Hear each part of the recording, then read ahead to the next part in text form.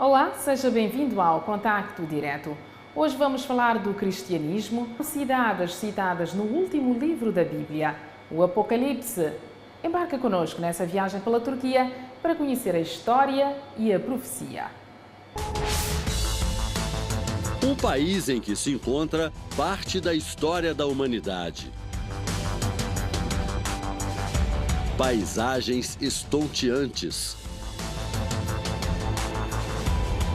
Cavernas que servem de refúgio há mais de 2000 anos. Ruínas do mundo antigo e de cidades citadas na Bíblia.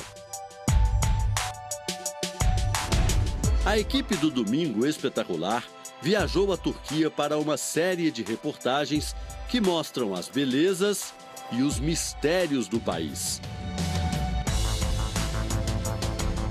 E logo no primeiro episódio dessa jornada, você vai conhecer as 7 igrejas citadas no último livro da Bíblia, as igrejas do Apocalipse.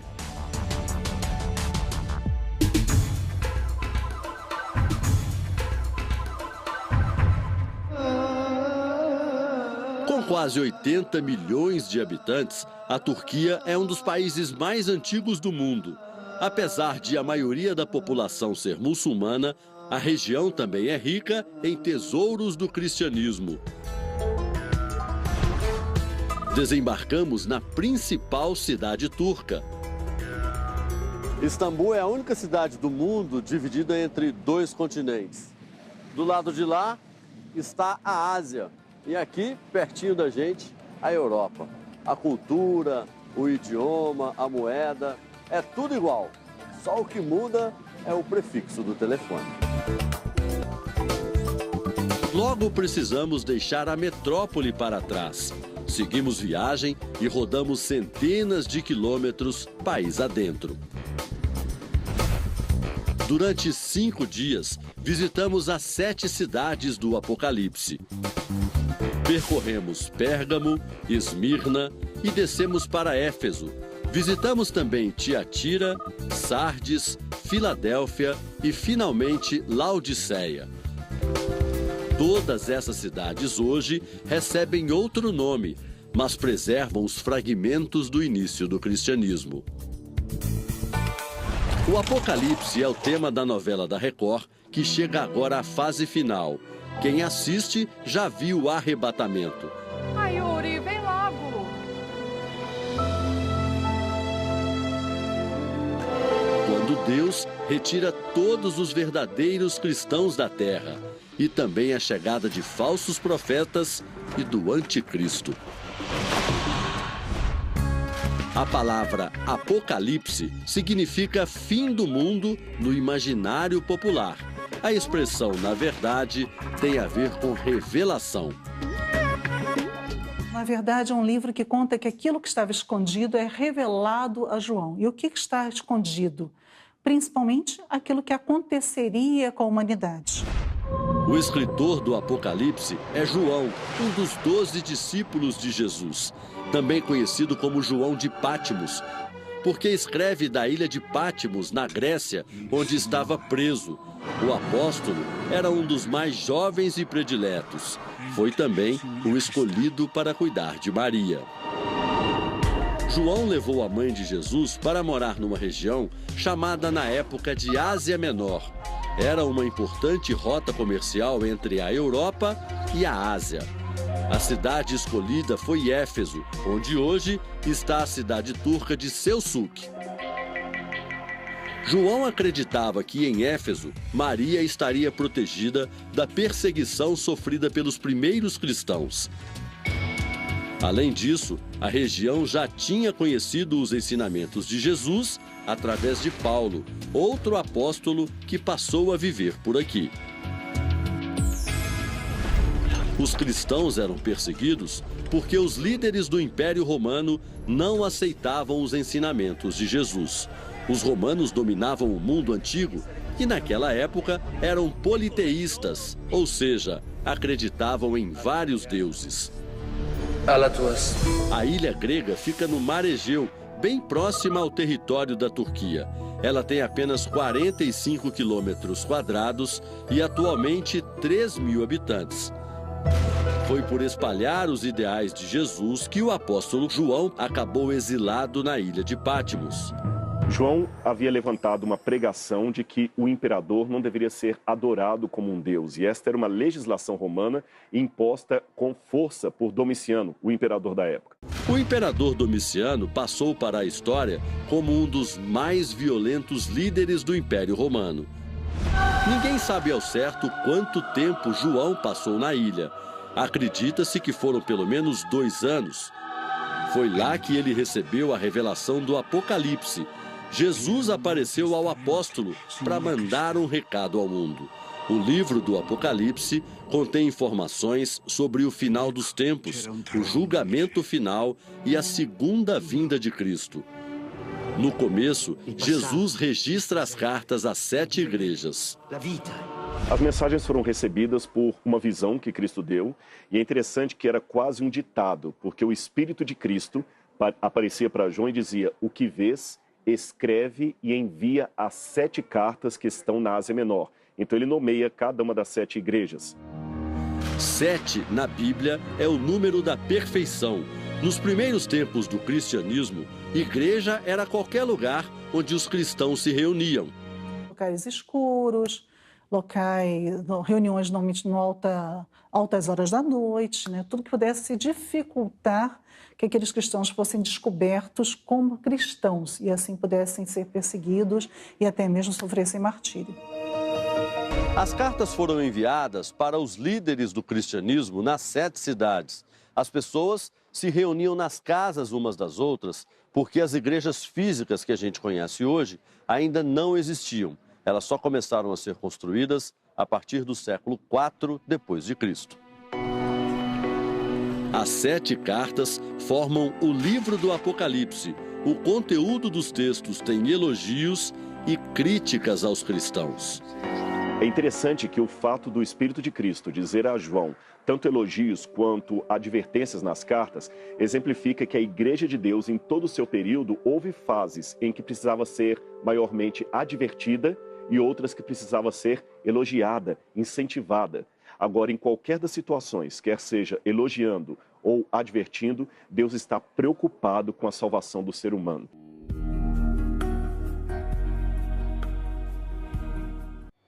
A instalação do cristianismo foi um processo marcado por vários desafios, como o preconceito e a perseguição. Ora, veja o desempenho dos primeiros cristãos.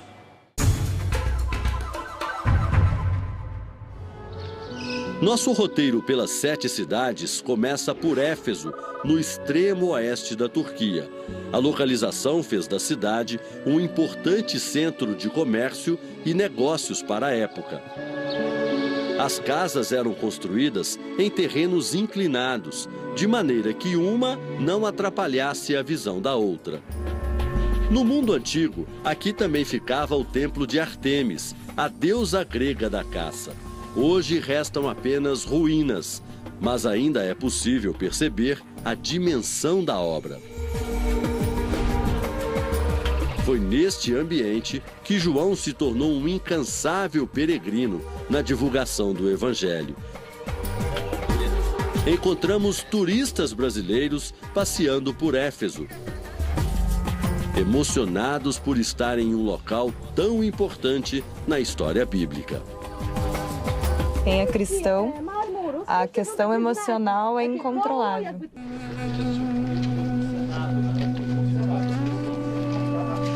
João morreu aos 98 anos. Ninguém sabe ao certo onde o corpo foi enterrado. Uma das possibilidades é de que teria sido aqui, onde há um monumento com a frase "A tumba de João".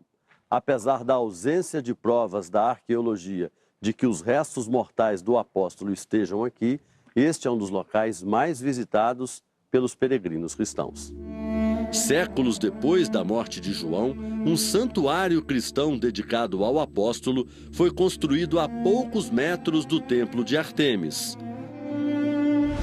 A entrada da cidade era esta aqui, uma espécie de avenida de mais ou menos 500 metros. Além de João, outro apóstolo fez este caminho. Paulo, que passou de perseguidor a seguidor de Cristo. A Bíblia conta que Paulo se chamava Saulo antes da conversão ao cristianismo. Ele era cidadão romano e lutava contra os cristãos. Até o dia em que teve um encontro espiritual com Jesus no caminho de Damasco, a 1.600 quilômetros daqui, na atual Síria. No cristianismo dos primeiros tempos, Éfeso teve como líderes religiosos João e Paulo, por isso era uma igreja tão forte. Na carta a Éfeso, Jesus elogia as qualidades da igreja e dos servos dedicados. Conheço as suas obras, o seu trabalho árduo e a sua perseverança. Sei que você não pode tolerar homens maus, que pôs à prova os que dizem ser apóstolos, mas não são, e descobriu que eles eram impostores. Você tem perseverado e suportado sofrimentos por causa do meu nome e não tem desfalecido. E Paulo foi ali justamente para levar a palavra de Jesus ao mundo grego. Então Paulo rodou por toda a Ásia Menor. Todas as maiores cidades ali receberam a presença de Paulo, da sua pregação, e em muitas ele foi perseguido e quase assassinado. O local que Paulo mais pregou foi este aqui, o Teatro de Éfeso, para 25 mil pessoas. Até hoje, muito usado por cantores e orquestras. Aproveitando-se da boa acústica, que sempre dispensou o uso de microfones, o apóstolo, muito provavelmente, ficava aqui no meio, falando para as arquibancadas cada vez mais cheias. Quantos será que ouviram o evangelho aqui pela primeira vez?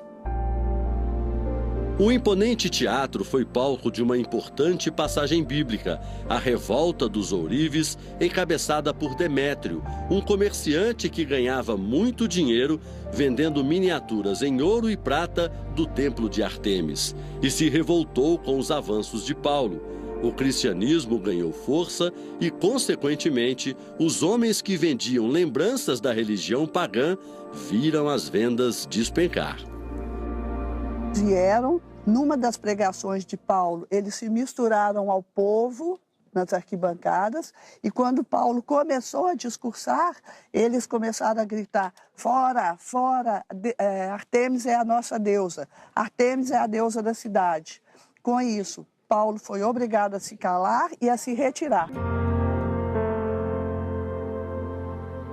Paulo tinha um ministério itinerante. Falava do evangelho num local, convertia o máximo de pessoas e depois mudava de cidade. A Bíblia conta que uma mulher que se chamava Lídia, comerciante que nasceu aqui em Tiatira, ouviu uma dessas pregações e decidiu se tornar cristã.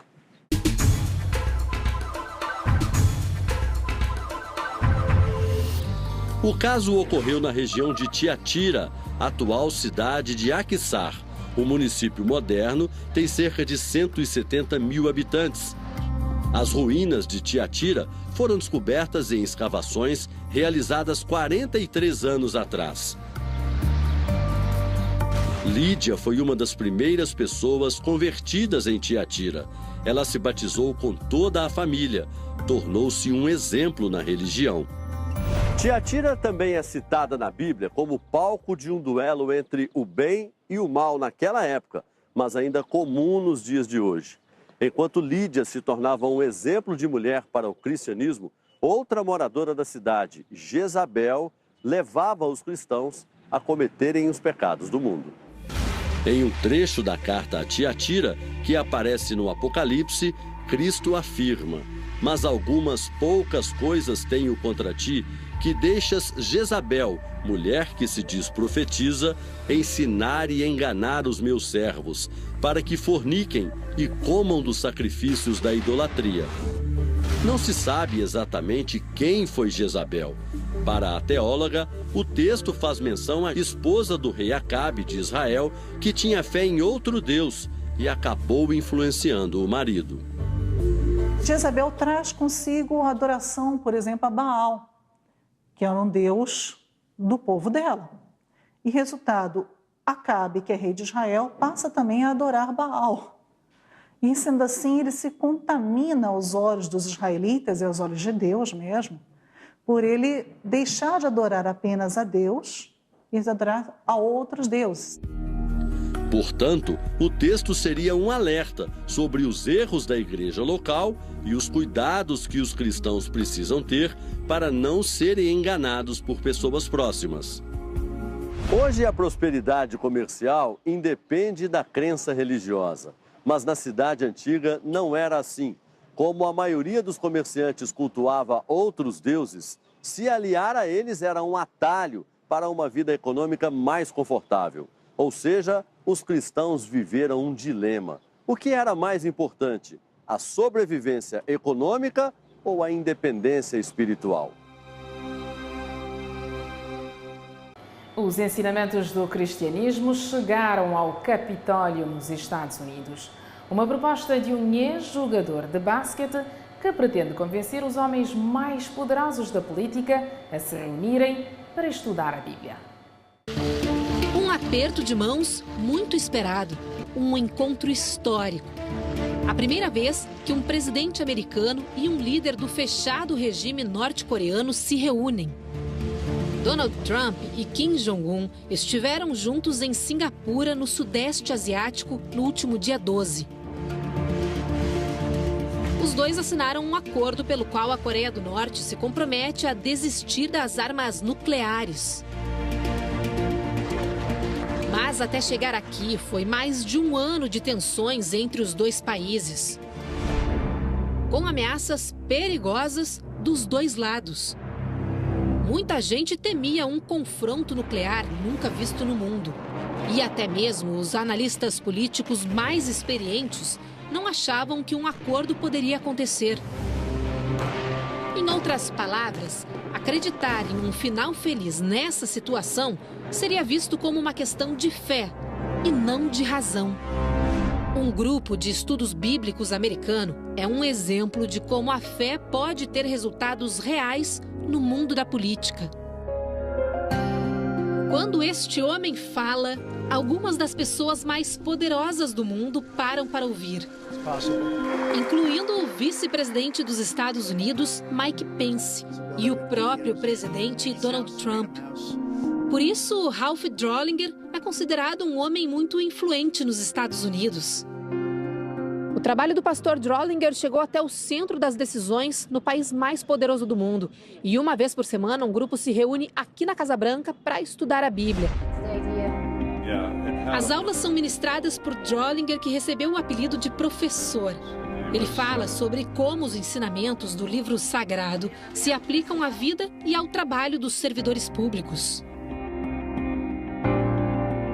Com 2,15 metros de altura, Drollinger teve uma trajetória promissora no basquete. Por algum tempo, se recusou a disputar a milionária Liga Nacional dos Estados Unidos, a NBA. Isso porque já tinha se comprometido com uma equipe formada por jogadores evangélicos que se apresentava em todo o mundo promovendo a palavra cristã. No fim, Drollinger jogou 2 anos na NBA pelo Dallas Mavericks. Mas no auge da carreira, abandonou as quadras. Segundo ele, depois de ouvir um chamado para mudar de vida.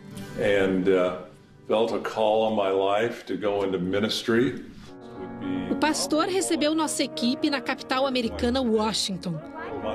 Ele conta que, em 1997, com a ajuda da esposa Danelli, fundou uma organização sem fins lucrativos. A ideia era conquistar o coração dos políticos para os ensinamentos da Bíblia e, com isso, ajudá-los a servir melhor a nação.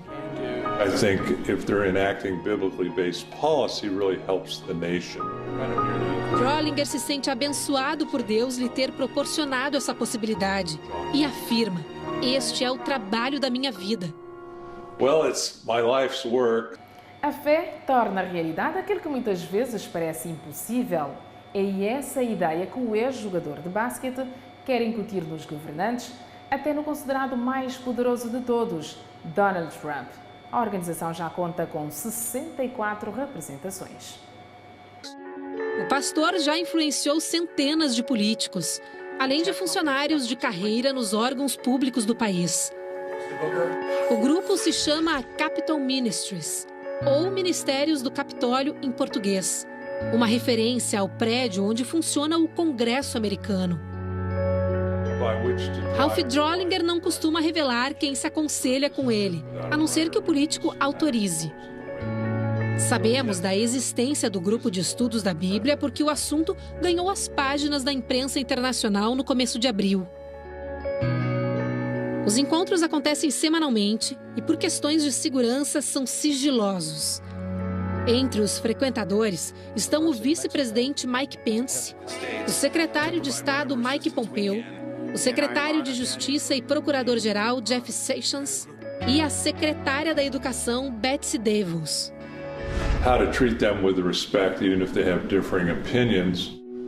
Segundo Drollinger, a intenção é mostrar a esses homens e mulheres uma nova forma de conduzir suas vidas e suas vocações enquanto políticos. Assim, eles poderão legislar com muito mais confiança. Then they can vote with much more confidence. They can make laws much more confidently. O presidente Donald Trump defende essa ideia.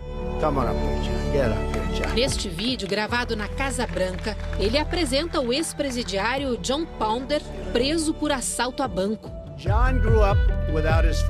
John ficou anos preso em uma solitária. Trump conta que ele se recuperou depois de começar a estudar a Bíblia e passar os ensinamentos aos outros detentos.